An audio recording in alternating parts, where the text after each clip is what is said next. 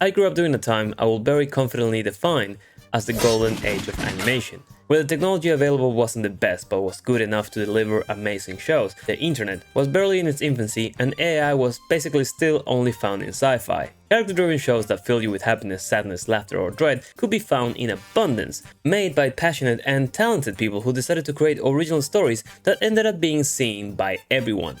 Since then, things have gotten a lot better and a lot worse. Hi, my name is Nacho, welcome back to the channel, and I love anime. Times have certainly changed though, since watching an anime back then would mean watching 12 new episodes only to be sent back 30 and have to rewatch them all again before getting new ones. But then into my teenage years the internet became more available, and with it the joys of piracy. I mean, the very legal acquisition of corporate proprietary visual media. Please, don't sue. This brought upon what I called my binge era, where I would download, very legally, entire series beginning to end and watch them without doing anything else for hours on end. So I would sit down and, much like a recently divorced white guy who just bought his first plane ticket to Thailand, I would log the fuck in. This extended to my university days, where I would watch shows like Trigun, Evangelion, Megalobox, Berserk, Hajime no Ippo, Samurai Champloo, the entirety of Bleach, One Piece and Naruto, Needless, Elfen Lied, Heroic Age and many more. Thus we arrive at the time of the streaming services and the mainstream adoption of anime.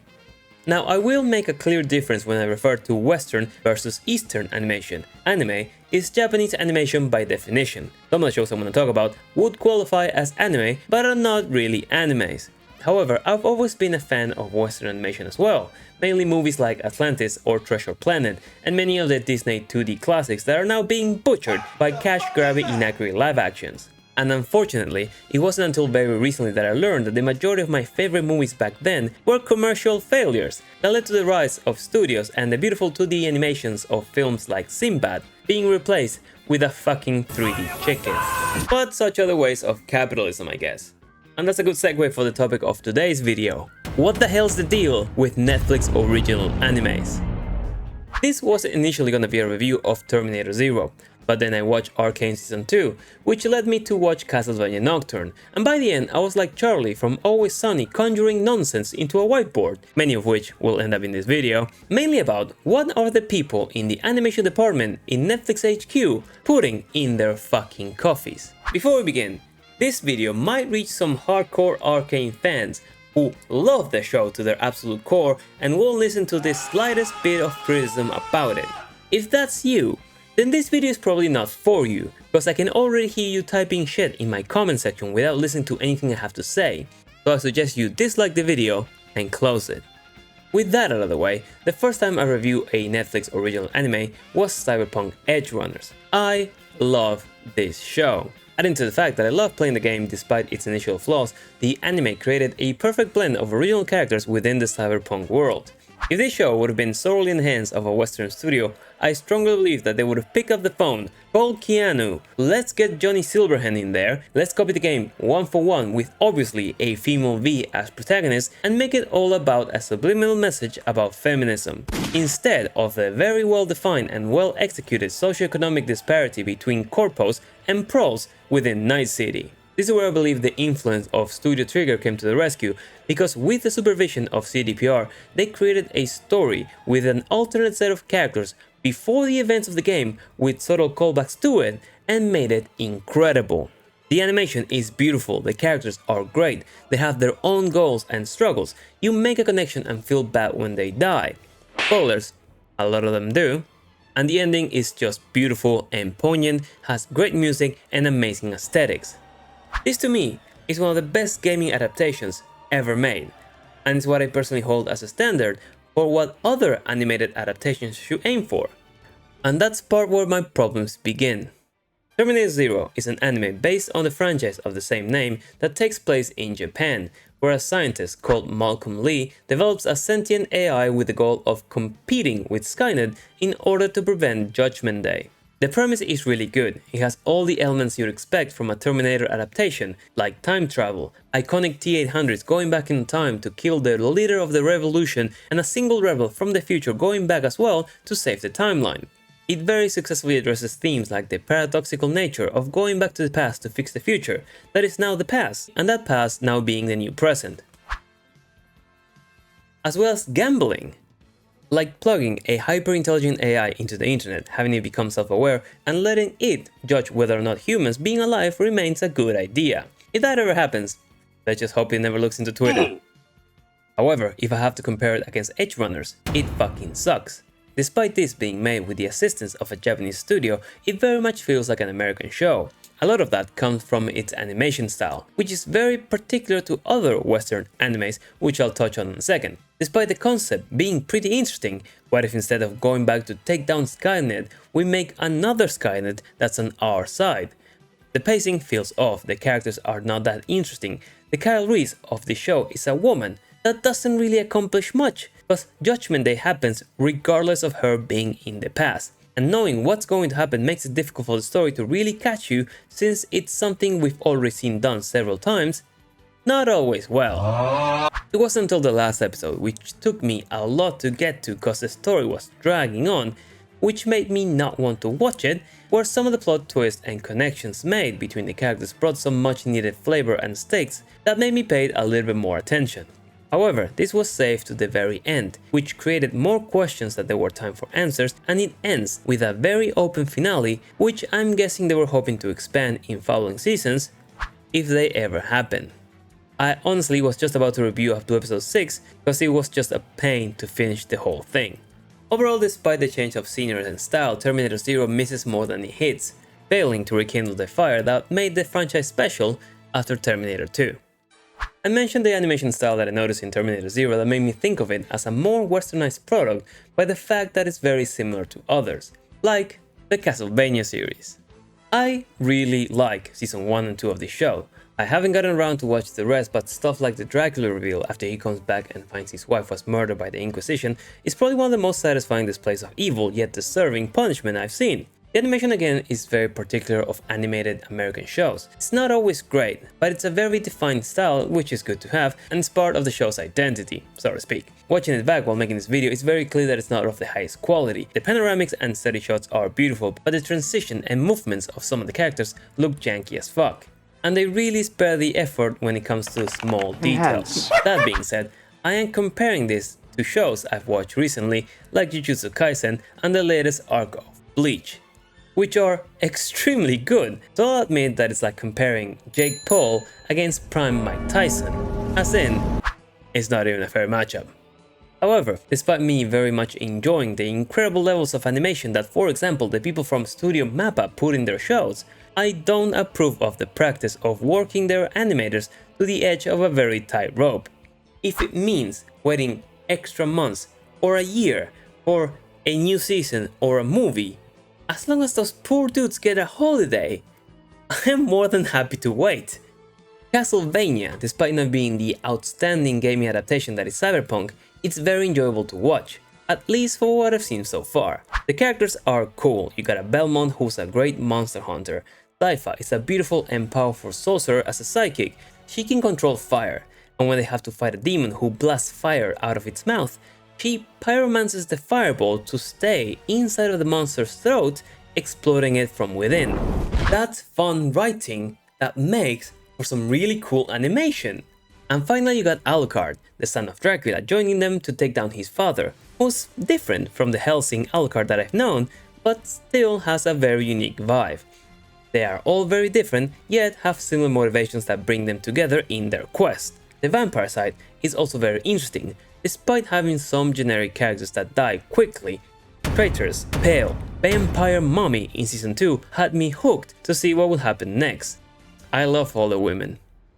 Every character is very aesthetically pleasing, which is important for my next point. This show does a lot right, but much like The Witcher, there had to be someone who wanted to improve on top of that and decided to make The Witcher Blood Origin. Fuck. And that's Castlevania Nocturne. a spin-off of the main series that follows the journey of Richter Belmont, another playable character of the games, except it doesn't follow the journey of Richter Belmont, but instead it's all about Annette, Richter's future wife, who doesn't look like that by the way. No, she is now a former Afro-Caribbean slave born in a plantation around Saint-Domingue, and despite being younger and untrained, is naturally more powerful than Richter, saves him in episode 1 after he's called a dick and an ungrateful wanker in the span of 5 minutes by another female character, who he saved multiple times. Episode 2 of the series introduces another powerful vampire, a black woman, who looks just like the trans character from Concord, the blockbuster game of 2024. All of this transpiring in 14th century France. Not that it matters, I'm just wondering where they got all that purple hair dye at the time. And I'm sure someone's gonna say, well, it's France, there's black people there. Yes, now, in the 24th century. Not back then, you idiot. Plus, they go through a hefty length to remind us that this is Renaissance France, and then have this lady show up looking like a backup dancer in a Nicki Minaj concert. Episode 3 is the complete backstory of Annette being a slave in the fields alongside her mother, who's killed by her very white vampire plantation owner for singing African songs. This is the time where my media player decided to crash, which I took as a sign to stop watching completely. I don't give a shit.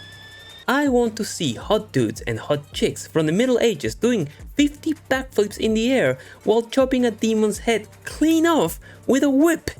Like the top comment of this Reddit thread about the show, if it's called Castlevania, I wanna see Castlevania. The prequel did it perfectly.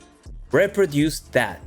There's 2 colored men working for Dracula in the last show who were outcast or tortured by their fellow men, and they now work with the vampires to wipe out the humans. Based. Quick and effectively set up backstories that fit the narrative, and they are not completely generic and or insufferable. If I wanted to be taken on an involuntary guilt trip of the struggles of the black folk, I'll just tune into the BBC. This is me being very late to the party because I read about this when the show first came on, which is around the time where DEI was at its strongest, and woke journalists were still employed. Things are starting to change though. The character art doesn't look bad, they are well drawn, not that well animated, but Annette, like many other lazy race swap characters, look like a generic black person, dreads included. So all the things the first show did well go out the window in the spin-off, and like every lazy DEI insert the guy making this said, complain about something that matters. Well, considering the reviews, I'd say that being respectful to the source material is something that matters. And again, if it doesn't matter, why race swap the character to begin with? But hey, it's Netflix money. Be my guest. Going back to Netflix art style, this is not me saying that I dislike every Netflix show because of their animation. Oh no, I'll say it again. It's very identifiable and can be seen in other series like Blood of Zeus, Twilight of the Gods, Devil May Cry, Dora, Dragon's Blood. Yes, there's 2 shows based on MOBAs in Netflix. Over the thunk. There's a show about Yasuke. Yes, that Yasuke. The one black guy that just happened to be in Japan during feudal times and is single-handedly fucking up the Western gaming industry. It's almost poetic really.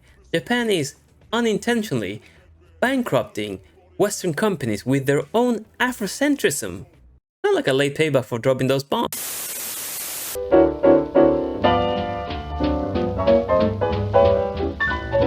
Devilman Crybaby. Oh god, we're not gonna talk about Devilman Crybaby. Fuck, that was a weird ass show. This particular style of animation doesn't inherently make the shows bad. As long as the rest of the elements of it are well taken care of, some series are exceptional. Now, one show that I really like because of 2 major reasons that I later realized had very shitty slideshow-esque animation, pretty much in tune with Netflix inherited style despite being made by a Japanese studio, was Record of Ragnarok. There's 2 big reasons that the show stood up for me. The interpretation of mythological characters mixed together with Japanese design and the background stories of some of the humans who were chosen to fight against them. Both of those things are very interesting and I felt drawn to the story very early on, and the manga seems to be excellent. Despite me holding on to these 2 very soft spots for this show, I have to admit it has more bad than good. The blend between animation and CGI is not always great, some of it's downright lazy. It's a tournament with 13 fights and nothing else that drags on a lot. And I know what you're gonna say, you complain about fights dragging on, but praise Dragon Ball Z as part of the animation golden era. And yes, the 5-minute explosion of Namek in DBZ lasted 10 episodes. However, I never said that the dragging on fights was good. It's very much a way to pad the runtime for a lot of series, including both of the ones I just mentioned, and it can lead to fans dropping out of your show due to plain exhaustion. For example, I like One Piece. I watched the entire thing, but the fight between Kaido and Luffy lasted 61 episodes. That's fucking ridiculous. I almost quit watching after that. I'd say a balance should exist, so they can at least pretend they care about the viewer's time. On top of that, many of the reviews of Records of Ragnarok point out how much it separates itself from the manga, that apparently is great, and that the adaptation doesn't do it any justice, which is a red flag, which we're used to seeing often. However, it's a silly show that features a beefed up Zeus squaring up against Adam.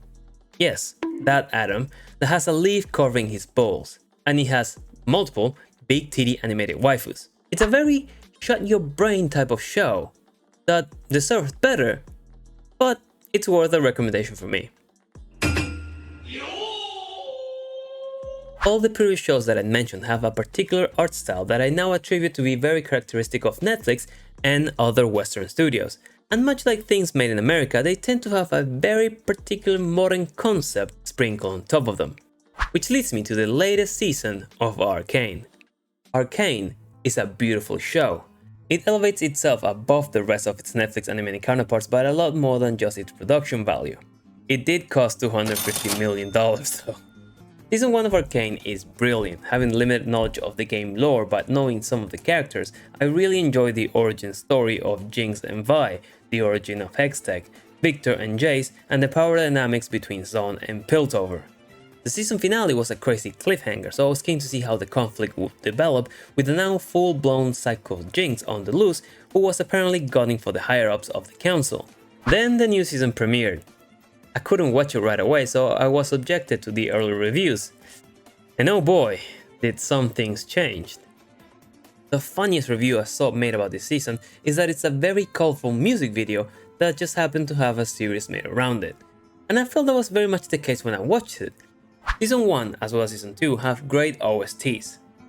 First season had 11 songs, including the very song owned by the show at this point, Enemy by Imagine Dragons. Season 2 has double the amount of songs, and the majority of them are accompanied by their obligatory cinematics, including the one where Vi loses her shit and goes full underground butch brawler, screaming like those chicks in that rage retreat. Surely that was some inexpensive therapy. Speaking of that, this season features not 1, not 2, not 3, not 4, not 5, but 6 angry looking lesbians. Sure, some of them are not confirmed to be, 3 very much are, and the show is constantly reminding you of this. I know that this is a female-led show, but come on, the intro of episode 4 is basically a recruitment video for a Californian gender studies course.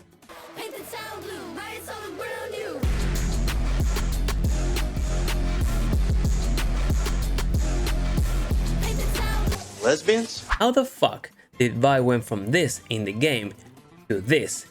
And this is not a stab against female protagonists, because I know damn well that every chick on the internet wants these characters to be as sexy as possible so they can cosplay as them and then try to sell you nudes looking like them in their OnlyFans. So checkmate, lesbians. Regarding the focus on more female-led stories, Arcane does this great in Season 1 with a catchy character like Jinx, who's a psychopath, but an interesting one. She balances out her genius with emotional and psychological frailty, but making every character a badass who kicks ass and fucks your wife is very much on the nose.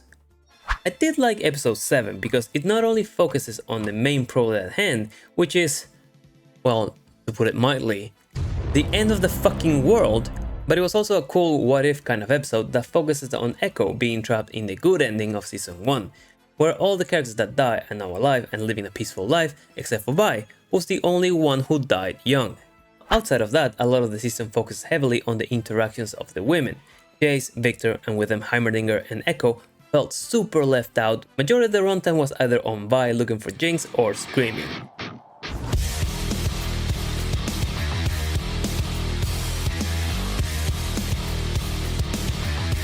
Mel investigating her mom and getting her witch powers, Caitlyn watching PowerPoints or hunting Jinx, Ambessa plotting to roll over Piltover, Jinx playing with Jinx 2.0. Honestly, this little girl being involved felt like nothing more than them doing the powder subplot all over again, despite the main plotline connecting all of them being Victor becoming Arcane Jesus and the Hex technology literally killing them without them even realizing it. The sexual tension between Caitlyn, Vi, and Squirrel Girl was constant, culminating in the prison cell scene, which had to be toned down. Look, I get it.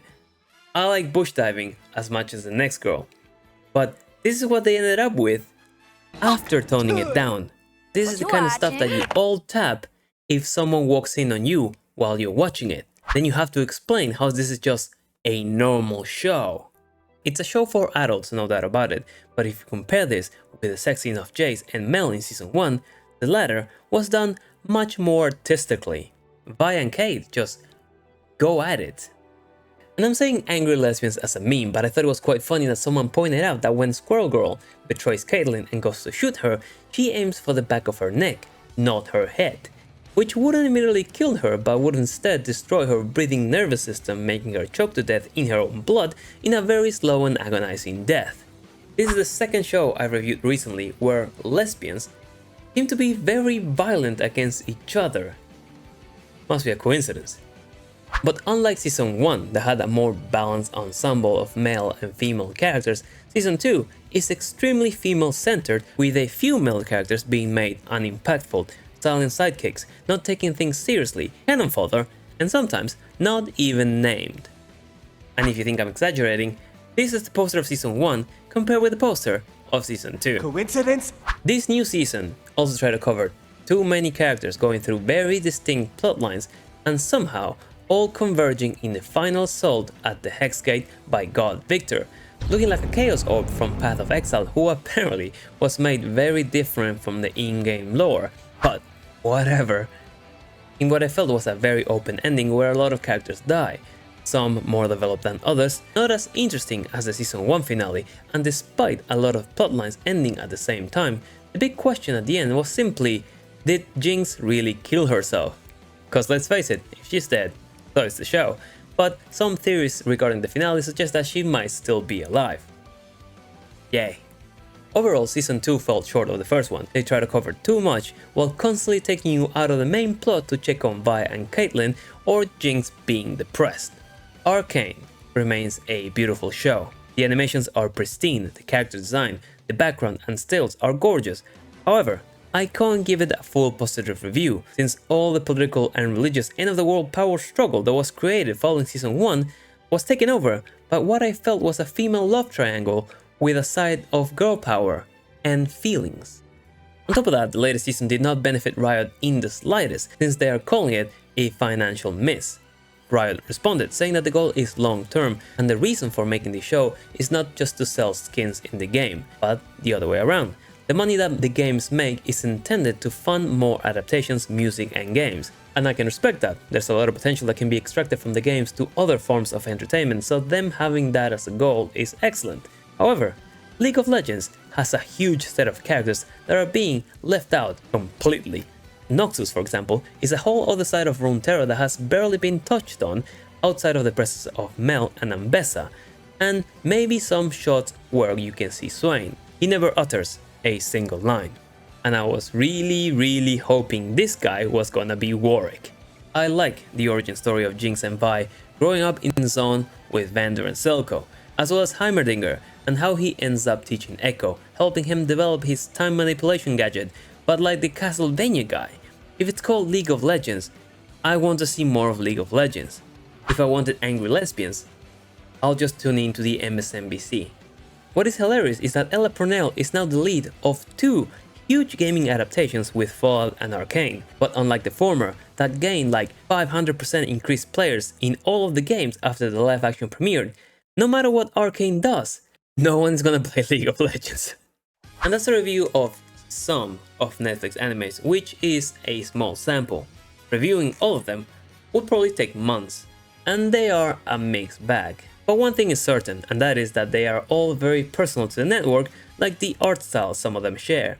It's very personal, yes, but also very repetitive and borderline a copy of each other in some cases. And unfortunately, a lot of the material they are based on, very much in a classic American way, also undergoes changes, in order to suit the current agenda of whoever is in charge of making them. I get that they are adaptations, but they always seem to fail to adapt the one thing that made the original source material entertaining. Which is also what separates Edgerunners from the rest, cause they managed to make a whole new story within the IP, and despite CDPR asking Studio Trigger to change some things, like the character of Rebecca, which yes, she's a loli, it's a very Japanese thing to do, they're weird like that sometimes.